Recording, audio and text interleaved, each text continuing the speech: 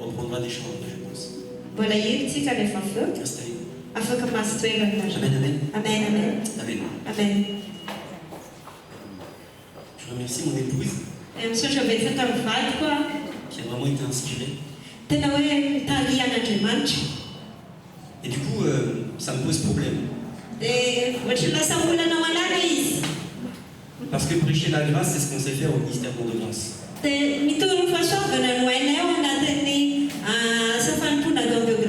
C'est très facile pour vous. Parce que le Seigneur a placé l'évangile de la grâce dans nos cœurs. Et comme l'apôtre Paul est venu enseigner, il peut passer la nuit complète à enseigner. Combien même il y en a un qui tombe de la balustrade, c'est pas grave. Son âme est encore dedans, c'est pas grave. Je continuerai d'enseigner. Et lui, c'est pour la gloire de Dieu. Et nous pourrions continuer de prêcher la grâce des nuits durantes. Mais le Seigneur nous fait grâce d'avoir devant nous des leaders et des ministres.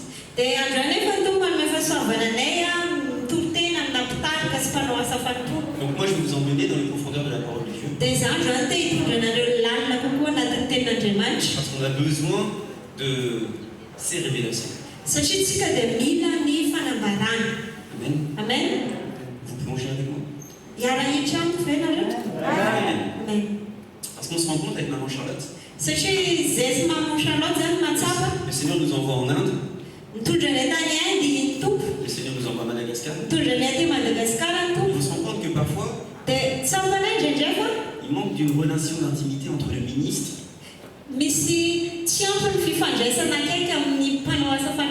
et le Saint-Esprit. Qui fait que souvent on entend des choses qui ne sont pas vraiment inspirées de Dieu, mais des choses qui ont été apprises, qui ont été transmises, sans forcément que la personne ait reçu réellement dans son cœur. Amen. C'est ce qui se passe avec le ministre de Jésus. 3 ans et demi d'un ministère formidable.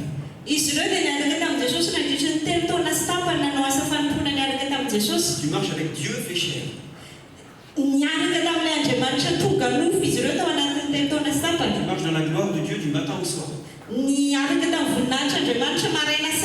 Tu vois des signes, des miracles et des prodiges partout où il t'emmène. Le voilà mort et ressuscité. Et sur le chemin d'Emmaüs, Jésus rencontre 2 de ses disciples. Amen. Et Jésus les regarde. Il leur dit, mais vous avez quand même le cœur dur. Vous avez le cœur dur. Avoir le cœur dur, ça ne veut pas dire être méchant. Avoir le cœur dur, ça ne veut pas dire être mauvais. Avoir le cœur dur, ça veut dire ne pas avoir de révélation. Je me tiens devant toi. Je suis le Christ ressuscité. J'ai vaincu la mort. Je te parle, mais tu n'arrives pas à entendre. Parce que ton cœur est devenu dur. Alors Jésus les enseigne. Et il leur montre que dans la loi et les prophètes, il était déjà présent.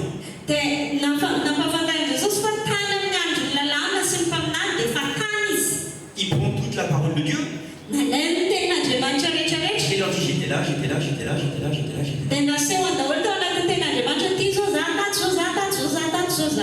d'assouplir le cœur. Parce que Jésus, c'est la parole vivante. Sauf erreur de ma part, du temps de Jésus, il n'y avait pas de Nouveau Testament. Donc tu verras pas Jésus te dire, oui, dans l'évangile de Jean, il est écrit que... Tu ne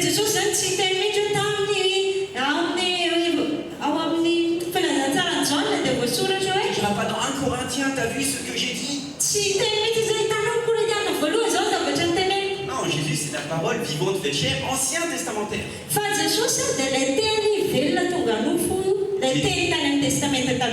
Le Le Nouveau Testament n'est jamais qu'une conséquence de la présence du Saint-Esprit.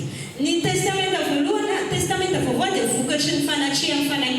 Jésus te dit, il n'y a pas assez de pages dans le monde pour couvrir tous les miracles et les prodiges que moi j'ai fait.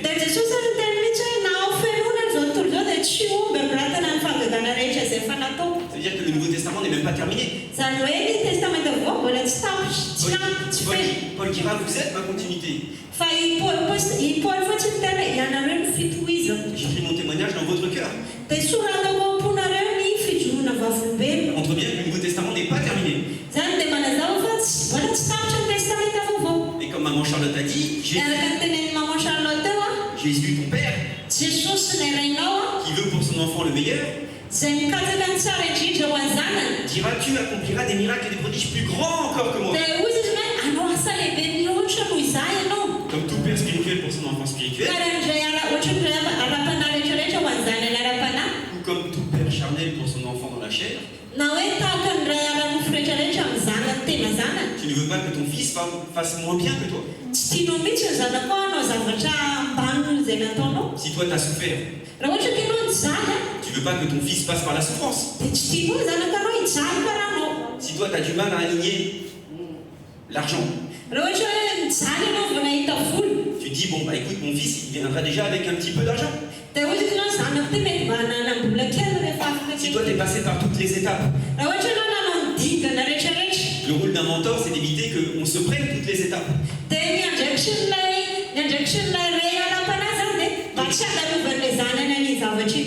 Donc Jésus a accompli l'œuvre parfaite. S'il a souffert, c'est pour pas que tu souffres. S'il s'est rendu indigne, c'est pour que tu sois recouvert de sa dignité. Et combien même l'accusateur vient t'accuser en te disant non, c'est pas bien ce que tu fais, tu vas aller en enfer, tu pêches, etc. Il n'y a pas d'autre sacrifice. Et le sang de Jésus recouvre ma vie. Et le sang de Jésus a coulé pour le salut de tous. Pas simplement les chrétiens. C'est à nous de faire entendre raison à ceux qui s'ignorent. Et l'orgueil spirituel vient très vite. C'est pour ça que l'apôtre Paul dira, mais attends, pourquoi tu te glorifies? Tu te dis prophète. Tu te dis apôtre. Et tu te gonfles le poitrail.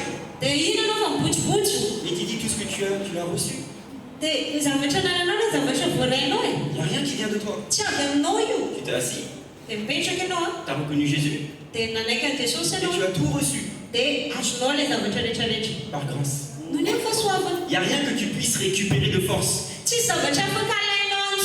Tout ce que tu reçois, tu le reçois par grâce. Et la grâce est une faveur imméritée. C'est pas parce que tu pêches pas que tu reçois. C'est pas parce que tu jeûnes plus que tu reçois. C'est pas parce que tu pries matin, midi et soir que tu reçois. Mais sinon c'est pas immérité. Et si tu crois que tu reçois sur la base de tes efforts, alors ça ne s'appelle plus l'évangile de la grâce, mais ça s'appelle la loi. Amen. Donc tous ont reçu. Les grands apôtres que tu vois sur YouTube, comme le petit que tu ignores dans ton assemblée. Sachant que Jésus se réjouit dans le petit que tu ignores dans ton assemblée.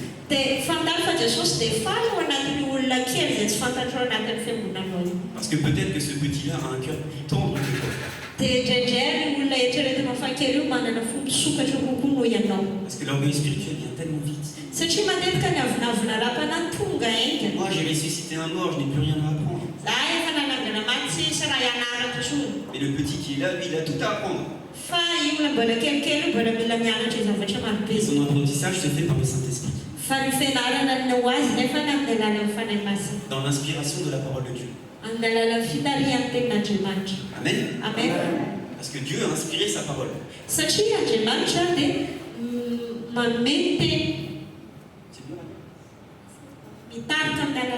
Amen. Amen. Mais Jésus te dit que la lettre, elle tue. Donc on se retrouve avec des ministres qui connaissent la lettre. On se retrouve avec des ministres qui connaissent la lettre par cœur.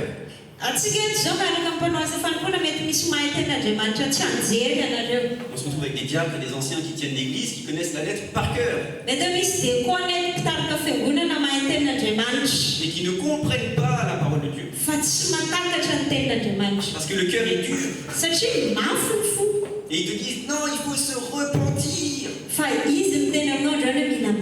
Parce que Jésus a dit celui qui n'est pas baptisé ne sera pas sauvé.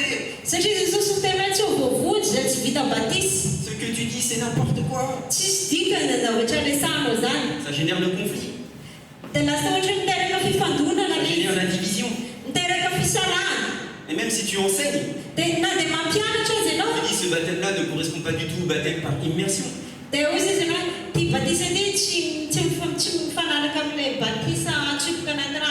Il s'agit du baptême de Jésus-Christ. Lorsque tu crois dans ton cœur et que tu confesses de ta bouche, alors tu es baptisé du Saint-Esprit. Parce que c'est la foi qui sauve. C'est pas le baptême. Amen. Amen. Et voilà ce genre de discussion qu'on a parce qu'on tourne autour de la parole. C'est pour ça que certains n'ont pas la révélation de la parole. On a vraiment besoin de la révélation de la parole. La révélation ancien testamentaire. De la présence de Christ partout dans la Torah. Amen. Amen. Amen. Amen. Amen. Amen. Donc moi je vais vous parler comme je parle à mes enfants spirituels. Et en ce moment on est dans un thème. Et notre thème c'est la révélation identitaire. Parce que tant que tu t'ignores, tant que tu continues de marcher sans comprendre qui tu es vraiment, eh ben, tu peux te perdre. Et lorsque tu prends conscience de qui tu es, là tu commences à vivre. Et tu amènes d'autres à ouvrir leurs yeux. Amen. Amen. La dernière fois, on a été invité grâce à toi. Grâce à Pasteur Wilfried. Dans la confédération des pasteurs. J'ai partagé un petit message en disant nous sommes juifs. Parce que les Malgaches pensent voir un gros vasa. Amen. Amen. Mais nous, des fois, entre pasteurs, on dit ah oui, c'est le vasa. Pourtant, Jésus te dit mais non, tu es juif. Parce que le juif, c'est celui qui est circoncis de cœur. Celui qui avait un cœur de pierre. Et Jésus a donné un cœur de chair. Malléable. Amen. Amen. Souvent dans la parole de Dieu, il est question de vase.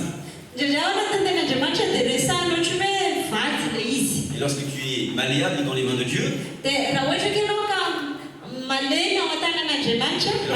tu peux être un outil dans les mains de Dieu. Et pour ce faire, il faut que Dieu vienne évaser ton cœur.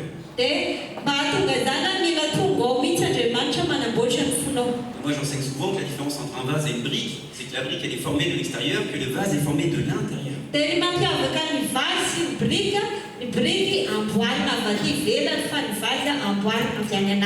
Pourtant au départ c'est la même argile. Et nous sommes descendants de Adam, qui est littéralement tiré de la terre. Un qui est formé par le monde,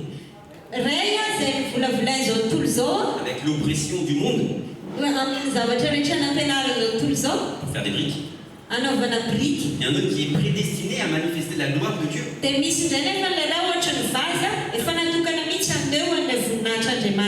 Avec un cœur malléable. Le Seigneur te dévase. Faire de toi un vase d'honneur. Avec une huile précieuse. Le Saint-Esprit. Amen. Amen. Amen. Amen. Révélation identitaire. Donc une fois qu'on a compris qu'on est juif, pour peu qu'on ait compris qu'on est juif, parce que l'orgueil de l'homme voulait se faire l'égal de Dieu. Amen. C'était à Babel. Donc Dieu a vu. Et il les a tous séparés. On va faire des gaz. On va faire des bazars. On va faire des indiens. On va faire en sorte qu'ils ne se comprennent pas. Parce que quand ils sont tous ensemble, c'est très compliqué. L'orgueil de l'homme précède la chute. Et lorsque Jésus est venu, il a donné entre autres l'une des manifestations de l'esprit, c'est parler en langue. Et là où toutes les langues ont été séparées en Babel, te voilà à retrouver, non, te voilà à parler de la même façon que Jésus lui-même maintenant. Lorsque tu parles en langue, ton intelligence elle reste stérile. Mais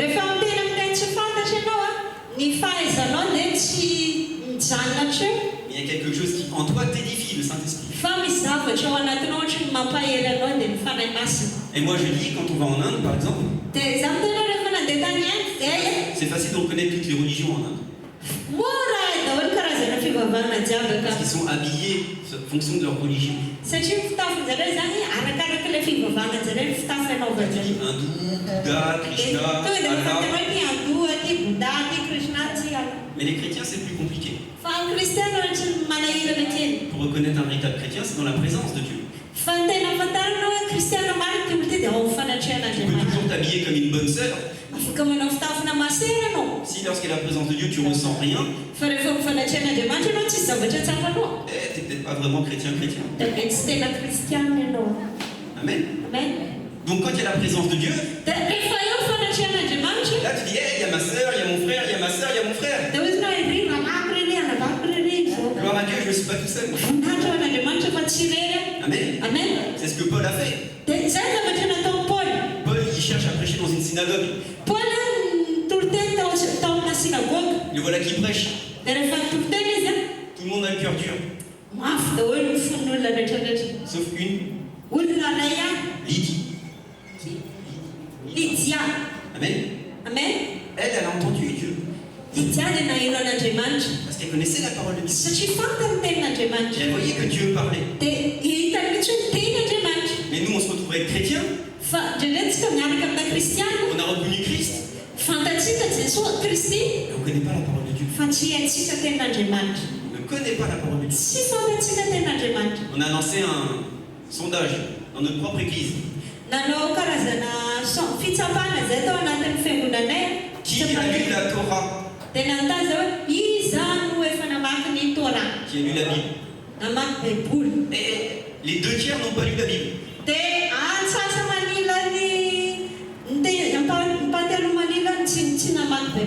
Tu prends 1, 2 qui n'ont pas lu la Bible, tu prends le 3e, eux ils ont lu la Bible. C'est une vérité. Le chrétien il est capable d'aller sur Facebook toute la journée. Mais lire la parole de Dieu. Ah et puis c'est l'Ancien Testament, ça complique ça. Moi je suis Jésus-Christ. Amen. Donc Jésus, sur le chemin d'Emmaüs, montre à ses disciples, regardez, je suis là présent dans la Torah.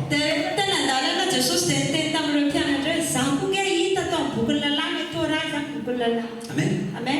Et c'est ce qu'on cherche à faire aujourd'hui. On remonte à Abraham. Et Jésus dans le Nouveau Testament dit, mais Abraham il s'est réjoui rien qu'à l'idée de me voir. Et lorsque tu connais un peu l'hébreu, le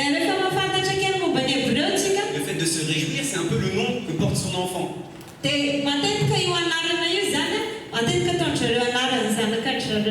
Isaac.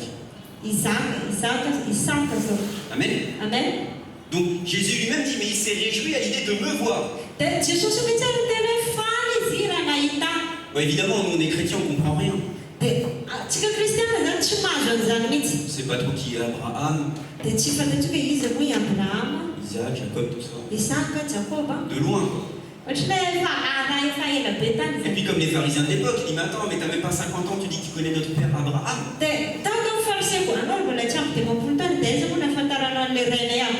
Mais oui, parce que Jésus, il est en dehors du temps, de l'espace et de la matière.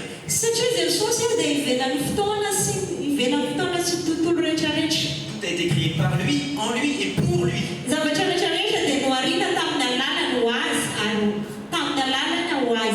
Mais nous vivons dans un espace-temps, espace-matière. Donc on a du mal à accepter la folie de la parole de Dieu. Donc on se met à réfléchir autour. On fait les philosophes. On fait les penseurs. On ne laisse pas le Saint-Esprit révéler toutes choses. Le Seigneur te dit que tu dois méditer sa parole nuit et jour. Qu'elle ne s'éloigne pas de ta bouche. Pas simplement de tes yeux, mais de ta bouche. Parce qu'à force de proclamer la vie, lorsque Paul parle à son fils spirituel, il dira, tu sauveras et toi-même et ceux qui t'écoutent. Et toi tu dis, mais moi je suis déjà sauvé. Et moi je te dis que le salut s'accompagne automatiquement de la santé. Et ça t'accompagne automatiquement aussi de la prospérité. Parce que lorsque le Seigneur te donne sa paix, ça veut dire sa sécurité. Quand tu dis je reçois ta paix Jésus, mais à la fin du mois tu as du mal à aligner les sous. Tu dis c'est pas normal. Parce que tu vis dans cet espace du monde. Et tu n'acceptes pas la folie de Dieu. Lorsque tu plonges ton regard dans la parole de Dieu, alors tu prends conscience que tu n'es plus de ce monde. Il y a un grand rapprochement entre l'Ancien Testament et le Nouveau Testament. Amen. Amen. Donc, Jésus vient voir Abraham. Il vient physiquement voir Abraham. Il était accompagné de 2 anges. Parce qu'il a entendu que Sodome et Gomorrhe c'était n'importe quoi. Et il lui fait une promesse. Il lui dit, de tes reins là sortiront des rois.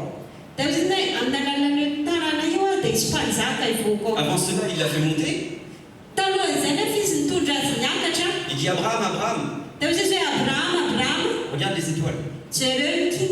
Voici la multitude de ta descendance. Amen. On connaît ça. Effectivement, la révélation de la parole de Dieu te dira que Abraham ne regardait pas les étoiles d'en bas vers le haut, mais d'en haut vers le bas.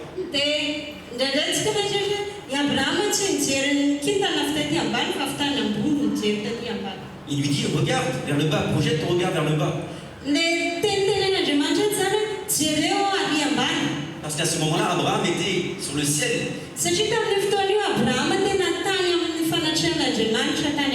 Le ciel des cieux. Le trône de sa gloire. Amen. Amen. Donc il lui dit, regarde. Quand tu es sorti du temps, de l'espace et de la matière, il te donne la vision prophétique. Regarde. Voilà ta postérité. Amen. Amen. Mais nous qui sommes chrétiens, on connaît la Bible. Ça, c'est les Juifs. Abraham, Isaac, Jacob. Après, on se fait un peu de Joseph. On part en Égypte. On se trouve en Moïse. Il sort de l'Égypte. Etc. Le Seigneur détourne le regard favorable de son peuple. Et vient Jésus. Et tout ça, c'est les Juifs. on ne prend pas en considération que nous sommes juifs. Donc lorsque Jésus dit hey, Abraham s'est réjoui à l'idée de me voir et qu'il donne une promesse de sa descendance et pas de ses descendants. Donc à ce moment-là, Abraham avait déjà Ismaël. Et toi tu dis ah mais Ismaël c'est facile, c'est les ascendants des Arabes.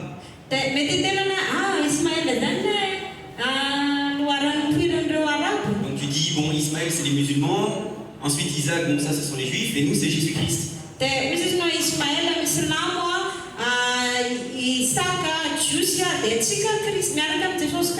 Les trois religions monothéistes du monde. Mais c'est pas ce que te dit Jésus. C'est pas ce que te dit Jésus. Jésus te dit que les juifs que tu vois aujourd'hui,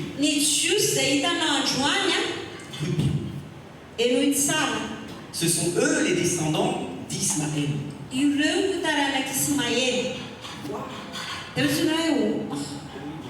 Waouh. Mais qu'est-ce que tu racontes? Mais c'est n'importe quoi. Mais de quoi tu me parles? Moi je connais la parole de Dieu. Ismaël c'est les Arabes. Et c'est Isaac les Juifs. Et toi t'es qui? Moi je suis chrétien. Eh ben non. Jésus te dit que Jésus, de la part de son apôtre Paul, te dit que la Jérusalem actuelle, c'est celle qui est de la c'est celle qui est de la servante.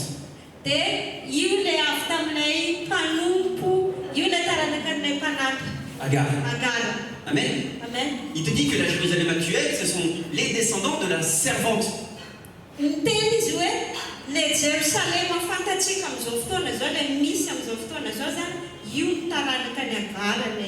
Mais ça c'est grave par rapport à ton identité à toi. Parce que moi j'en connais beaucoup qui rêvent d'aller à Jérusalem. Faire le chemin de croix. Oh Jérusalem, qu'est-ce que tu es belle. C'est ici qu'a marché Jésus. Et même Jésus te dit mais attends, il ne restera même pas pierre sur pierre. Quand les apôtres étaient ébahis devant la beauté du temple, il leur dit mais vous avez un problème de vision.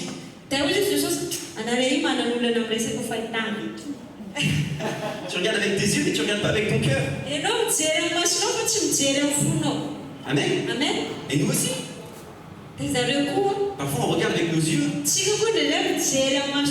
et on a du mal à voir avec notre cœur. Pourtant le premier qui a construit le temple,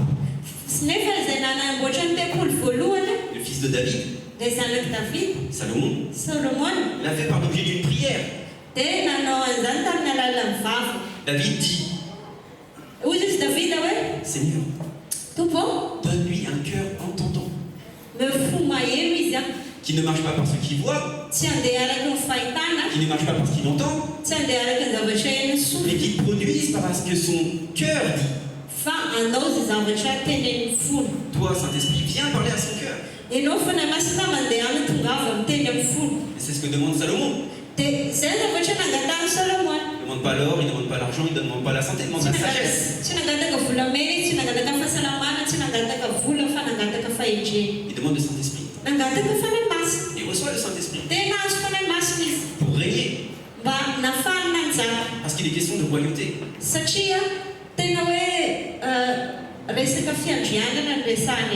Amen. Donc Abraham, regarde d'en haut là. Il essaie de dénombrer sa postérité là. Et nous qui sommes de l'autre côté, on lit la Bible et on regarde les Juifs. On dit, ah, ils sont nombreux les juifs quand même. Alors que c'est toi la postérité d'Abraham.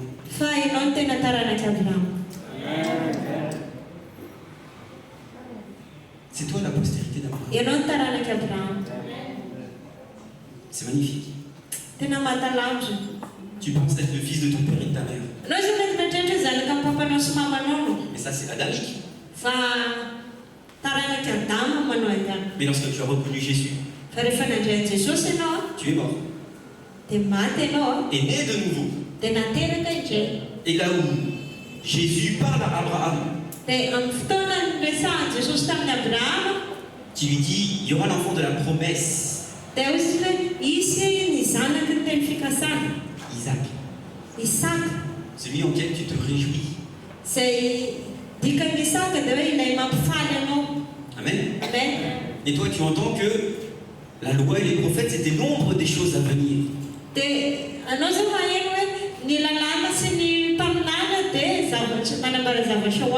Mais la loi et les prophètes n'ont pas fait écho dans ton cœur encore.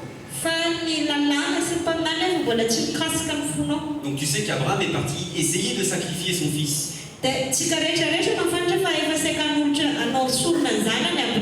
C'est pas vraiment Abraham, c'est papy Abraham. Lorsque tu as 120 ans, un gaillard de 20 ans, et tu le mets sur le dos d'une ânesse, et tu lui fais porter le bois.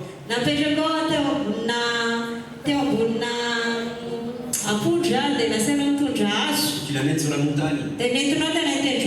Ça, ce sont les symboles de Christ. Et que cet enfant te dit, mais attends, je comprends pas, on va sacrifier qui et quoi là? Il faut avoir la foi pour se laisser ligoter. Il faut avoir la foi lorsque tu vois le couteau. Toi, tu as 20 ans. Ton père, il en a 120.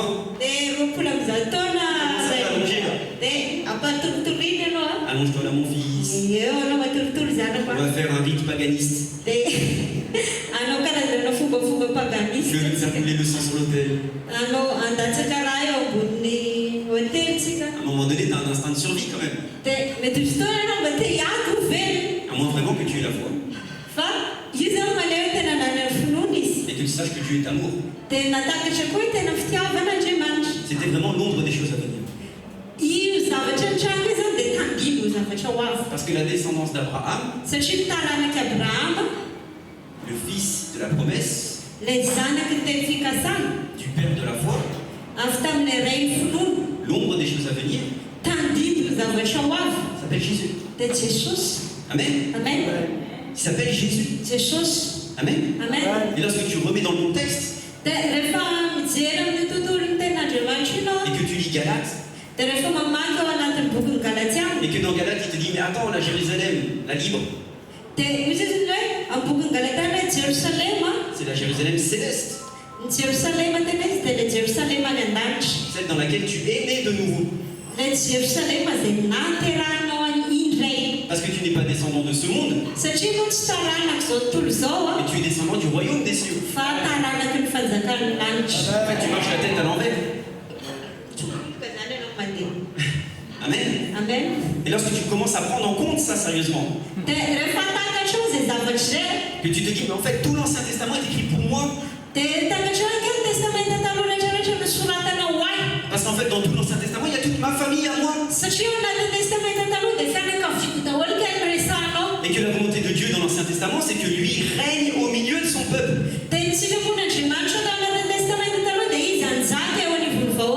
C'est pratiquement le nom de Jésus. Il est venu Dieu de mon salut. Parce que là où il y a Jésus, il y a son peuple qui l'entoure. Amen. Et les premiers qui entourent, ce sont les Lévites, les sacrificateurs. Amen. Et nous sommes les sacrificateurs. C'est ce que te dit la parole de Dieu. Vous êtes une nation sainte, des sacrificateurs royaux. Tu es celui qui peut rentrer une fois par an dans la présence de Dieu, la Shekinah.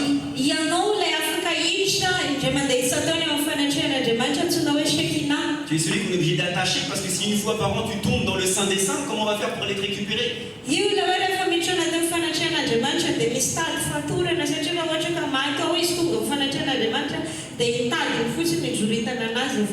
es celui qui peut t'approcher du plus proche de la présence de Dieu. C'est toi. L'enfant de la promesse. Amen. C'est pour ça qu'il est écrit que heureuse, celle qui n'enfantera pas. Il s'agit de la Jérusalem céleste. Parce que tu es fils de la Jérusalem céleste. Et ça te donne un pouvoir. Ça te donne une identité. Ça te donne une assurance. Tu n'es pas n'importe qui. C'est toi le juif parmi les juifs. C'est pas parce que tu es circoncis dans ta chair. C'est parce que Dieu lui-même a circoncis ton cœur. Afin d'accomplir les desseins bienveillants de Dieu dans ta vie. Qui consiste à élargir l'espace de l'attente. Parce que le Jérusalem céleste peut contenir plus. Ça, c'est notre rôle à nous. Notre rôle à nous, c'est de prendre des âmes perdues d'ici pour les monter là-haut.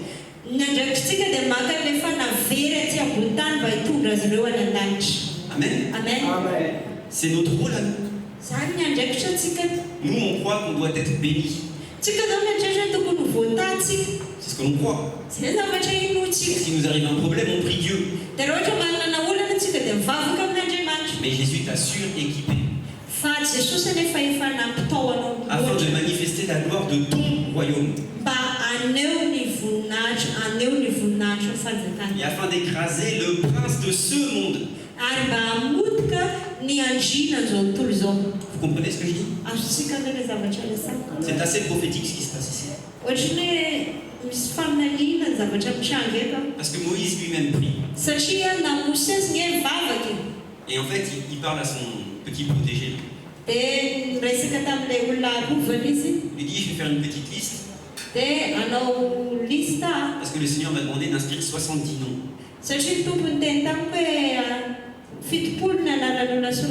Et nous sommes 70 inscrits aujourd'hui dans ce séminaire. Et Moïse inscrit des noms. Mais son serviteur est jaloux. Il dit, Moïse, je comprends pas là. Toi, tu as dit que tu allais faire tomber le Saint-Esprit sur eux alors qu'il y en a encore 2 qui sont là-bas dans le village.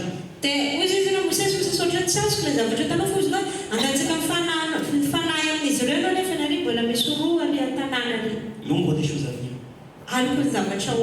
Moïse lui dit que Dieu puisse répandre son esprit sur toute chair. Parce que les 70, ça représente les nations. Et Jésus te demande de faire de toutes les nations des disciples. Et moi j'aime dire, fais de toutes les nations des ministres. Parce que lorsque ton cœur est vraiment ouvert, tu entends l'appel au ministère. Parce que le Seigneur ne fait pas de distinction de personne. Il s'est choisi les uns comme apôtres. Il s'est choisi des prophètes pour donner la direction de l'Église. Il s'est choisi des évangélistes. Il n'est pas fait pour évangéliser. L'évangéliste est là pour manifester la gloire de Dieu. Même dans la rue. Il s'est choisi des pasteurs pour faire paître le troupeau. Tu prends le troupeau, il rentre dans l'assemblée, il rentre dans le pâturage du Seigneur. Il te dit, j'ai jamais vu de l'herbe comme ça. Tu dis, te voilà dans le pâturage de Dieu. Avec la présence de Dieu. Parce que le Seigneur veut passer un moment de qualité avec chacun de ses enfants. Et enfin, les docteurs de la parole. Qui ont cette capacité de avoir la révélation du Saint-Esprit dans la parole. Et transmettre les profondeurs de la parole avec facilité à tout le peuple.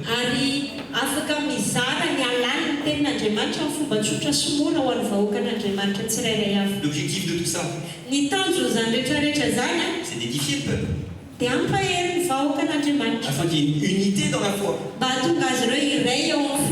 Et que tous parviennent à la connaissance de Christ. Tous. C'est-à-dire n'importe qui dans l'assemblée. Lorsque un seul dans l'assemblée devient la parfaite stature de Christ, il est déjà ministre.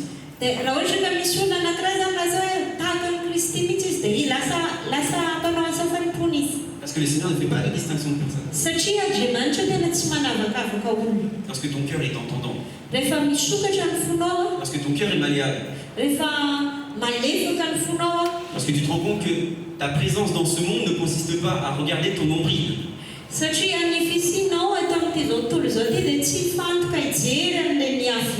mais consiste à être un outil dans les mains de Dieu. Donc tu vas détourner ton regard de toi-même pour commencer à regarder à ton prochain. Alors à ce moment-là, il t'équipe. À ce moment-là, il t'équipe.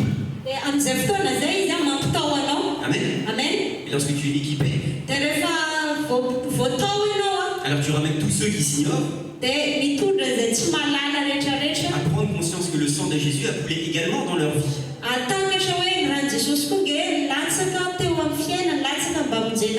Amen. Amen. Le Seigneur ne veut pas qu'on se divise. Et le Seigneur sait que, hélas, l'enfant de la servante viendra persécuter l'enfant de la promesse.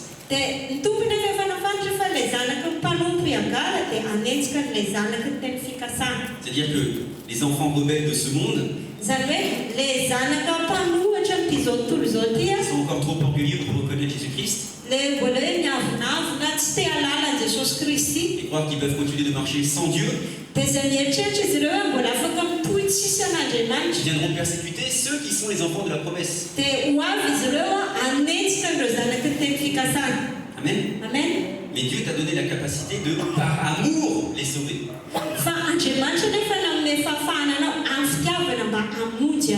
Amen. Ça n'est pas réservé au ministère. C'est réservé à tout enfant de Dieu qui prend conscience de qui il est.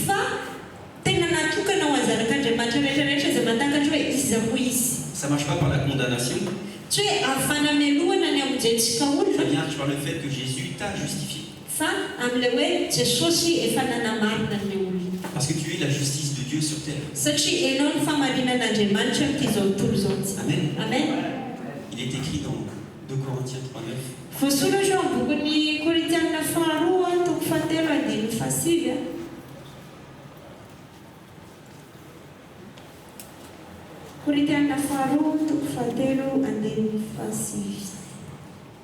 Amen. 2 Corinthiens 3:9. Si le ministère de la condamnation a été glorieux, à bien plus forte raison, le ministère de la justice est supérieur en gloire.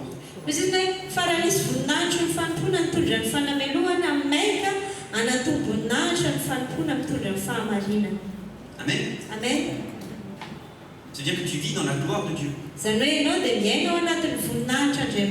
Tu manifestes aisément la gloire de Dieu. Afin de choquer les mentalités. Afin de faire reconnaître à tous que ton Dieu est vivant. Amen.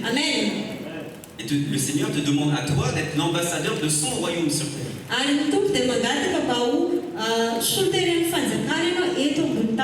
Amen. C'est ce qu'il est écrit dans Galates. Dans Galates, on voit qu'il y a une allégorie.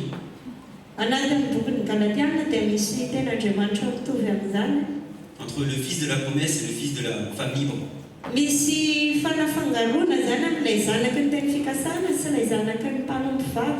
Amen. Amen. Galates 4. On peut lire Galates 4, 29, 31.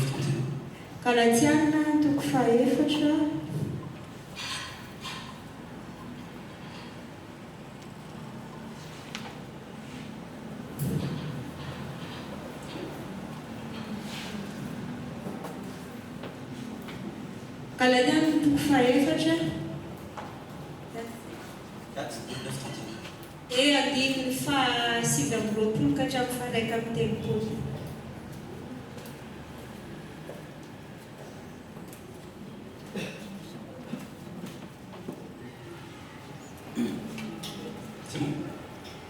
Amen. Mais comme autrefois, celui qui a été engendré selon la chair persécutait celui qui l'avait été selon l'esprit, ainsi en est-il encore maintenant.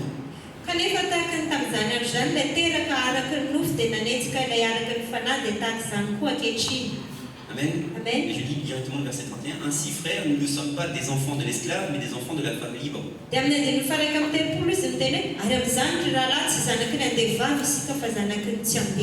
Et c'est déjà annoncé au verset 28. Pour vous, frères, comme Isaac, vous êtes enfants de la promesse.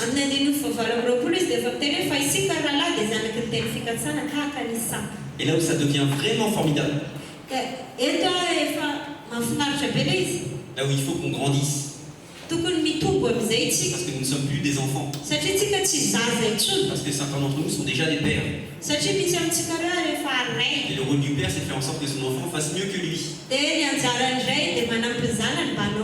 Prenne conscience rapidement qu'il n'est plus un enfant. Il est écrit Galates 4, 1.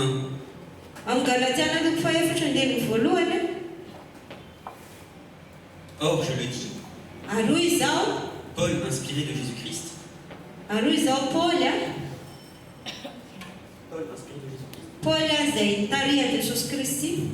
aussi longtemps que l'héritier est enfant, il ne diffère en rien d'un esclave, alors qu'il est maître de tout. Vous entendez ça? Là, ça doit dire Amen. Amen. Ah, vous n'avez pas entendu ça? Aussi longtemps que tu seras un Zazakel, il ne diffère en rien de la bénédiction que peuvent recevoir l'esclave.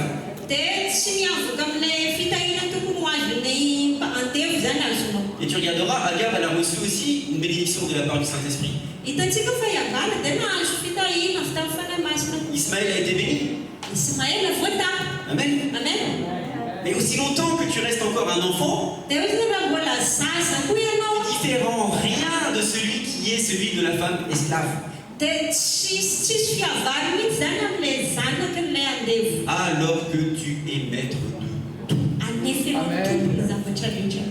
Amen. Maître de tout. Ça ne veut pas dire que tu dois t'enfler d'orgueil. Ça veut dire que tu dois démontrer l'amour. Le Seigneur te dit, parle à la création. Parce que tu es maître de tout. Parce qu'il y a quelque chose qui ne va pas, tu parles à cette chose qui ne va pas, tu lui dis rentre dans l'ordre. Parce que tu es maître de tout. Et quand tu es un enfant, encore en train de supplier un Dieu distant, et Dieu fait compassion, et il fait grâce à qui il fait grâce? Parce que Dieu est bon et miséricordieux. Alors que tu es le fils de la femme libre, que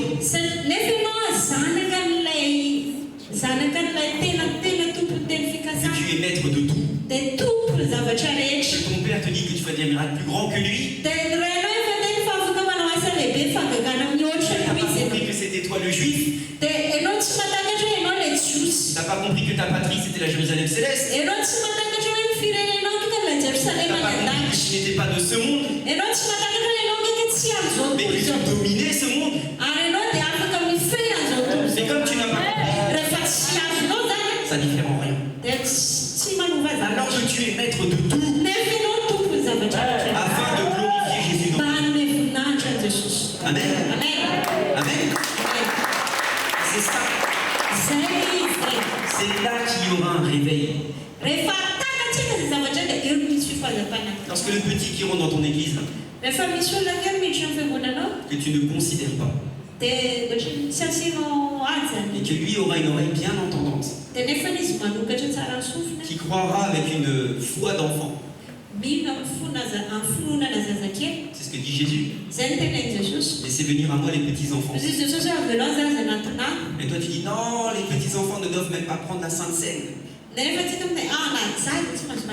Ils sont même pas baptisés. Ils n'ont même pas confessé Jésus. Jésus me dit laisse venir à moi les tout petits.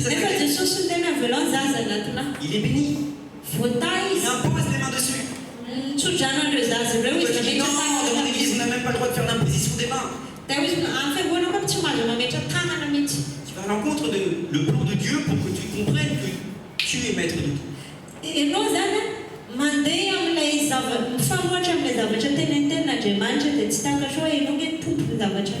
Mais ce petit-là, dans sa frustration, va lire la parole de Dieu là, avec un cœur d'enfant. Dire des Seigneurs, tu ne te caches peut-être pas que dans l'église. Peut-être qu'on peut manifester ta gloire dans la rue même. Peut-être que la personne qui boite là, c'est pour manifester ta gloire. Et peut-être que je suis maître de tout. Je te l'ordonne. Cheville, os,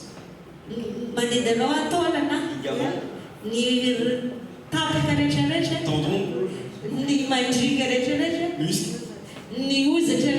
Redresse-toi maintenant. Avec l'autorité qui ne vient pas de toi, mais qui vient de le Saint-Esprit en toi. Et alors tes yeux verront. Et la personne sera surprise. Elle te dira, ah, peut-être que tu es prophète. Et toi tu diras, non, je suis juste fils de Dieu. Mais Dieu t'aime. Donne ton cœur à Dieu. Confesse ta vie en Jésus-Christ. Afin que tu sois sauvé. Peut-être que le ministère de la condamnation a été glorieux. Et le ministère de la justice est encore plus glorieux. La gloire de la deuxième maison. La deuxième maison est dans ton cœur. Puisque le Saint-Esprit a fait de toi sa demeure. Est plus grand que la gloire de la première maison. Tout ça c'est en toi. Tout ça c'est en toi. Tout ça c'est en toi. Ne t'y oppose pas. Parce qu'à force de retenir, tu prendras conscience que les derniers seront les premiers.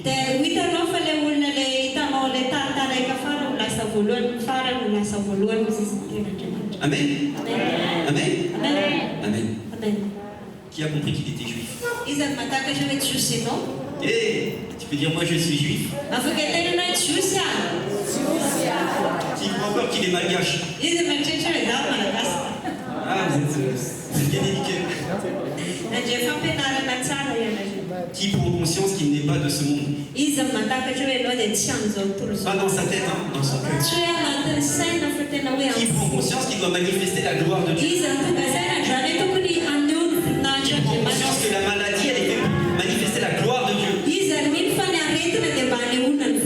Qui prend conscience qu'il est l'autorité dans ce monde? Qui prend conscience que c'est facile pour un descendant d'Abraham de manifester la justice? Tu n'es vraiment pas n'importe qui. Tu es connu de Dieu. Dieu te connaît très personnellement.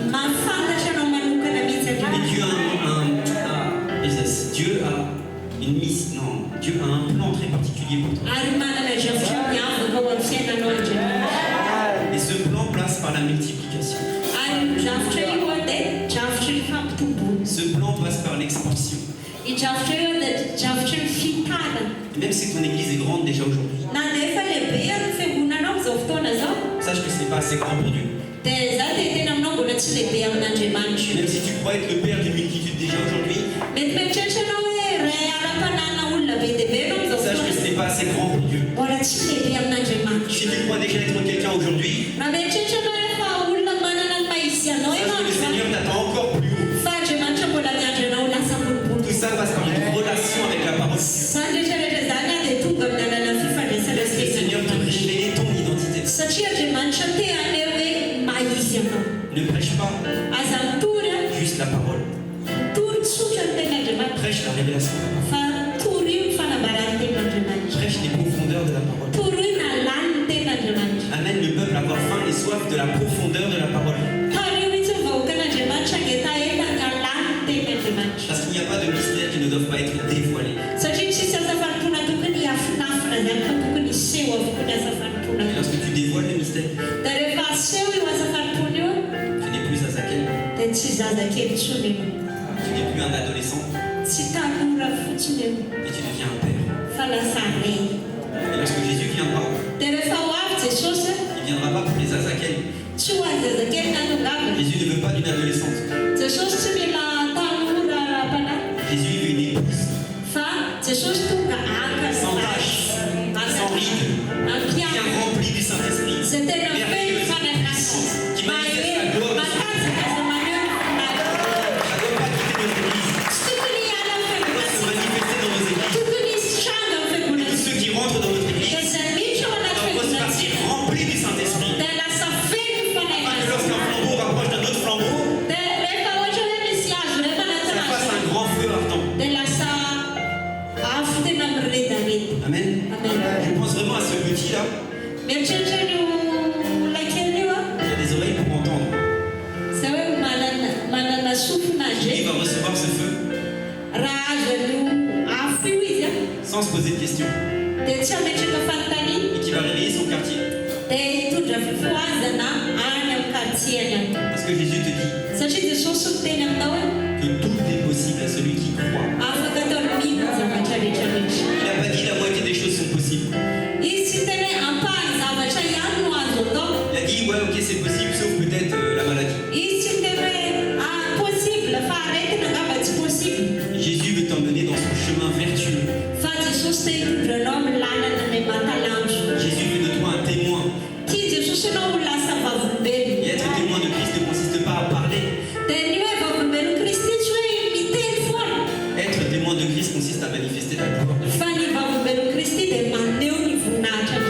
Afin que la foi de celui qui te voit ne soit pas basée sur du blablatage,